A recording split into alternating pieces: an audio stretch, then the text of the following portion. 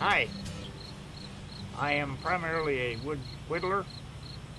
I've been doing it, well, I hate to say the number of years, but it's quite a few. I'm not a wood carver.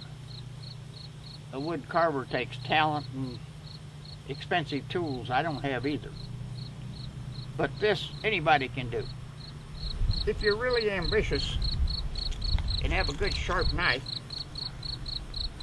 got a lot of time, this is what you can do with a 2x4. It was done entirely with a pocket knife, like the one I shown recently. Well, here it is.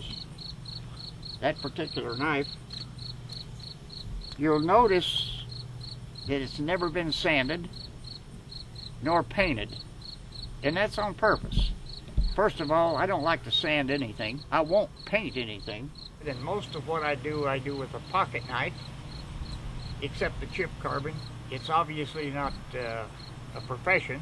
It's not really that expensive once you get a few knives, like this particular knife here. That's one that I got. I think it cost me a nickel because the knife collector didn't want it because it's worn down too much. So I can only say that a perfect hobby if somebody likes to work with wood. I have different kinds of tools, as I have said before, but this is a specialized tool here. This is a 6-in-1. In other words, you can loosen the blade and take this particular one out and put a different one in. I like to use a pocket knife because it's more convenient.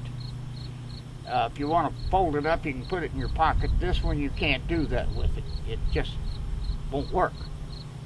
And this is, however, an excellent tool for getting into these close places that you need to get in.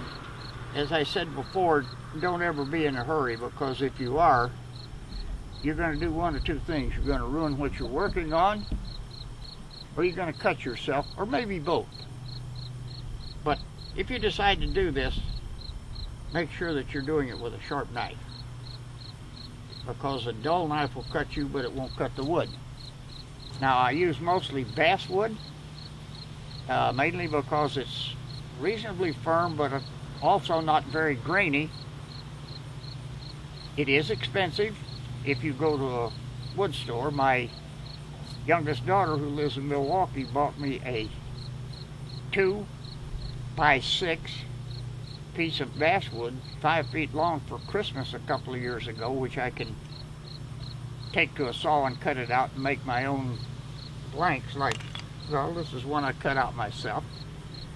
I asked her what she paid for it, and she says, "You don't want to know." So it is expensive wood. Here's one of the shoes as it looks before you do anything with it. This is somewhere in between, and this is the finished product. This is what I call a Christmas star. It's the only thing that I do in the way of chip carving. Here is a chip carving knife. The most expensive knife that I own, and it's only good for one thing, and that's chip carving. It's extremely sharp on the point, which is primarily what you use. You don't even use this part back here at all. It has to be kept honed extremely sharp, or it'll drag and it will not cut the way it's supposed to. The stars that I have on here is the only thing that's predetermined. You make the outline of the star, and then you take a straight edge and a pencil and you draw whatever design you want on there. It's strictly up to you.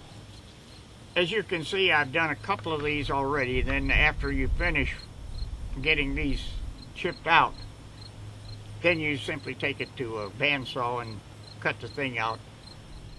Now, to properly chip carve something, of course, you like to have something to hold on to. You go at a 45-degree angle, and you start light, then you go heavy and heavy and heavy, and then you turn around and do the same thing the other way, down to where you were, and then you come out with a light cut to the edge, and then you go back and you make your cut back here, and if I've done this correctly, that chip should come right up. And that's how simple it is. So if you're in a hurry, don't do this.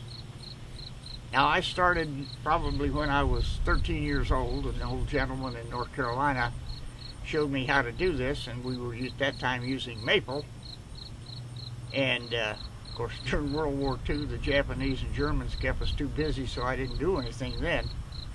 And then, of course, as soon as I got out, I went to college and started making a living and raising a family. So this was kind of put on the back burner for a few years, but I then started picking up the idea.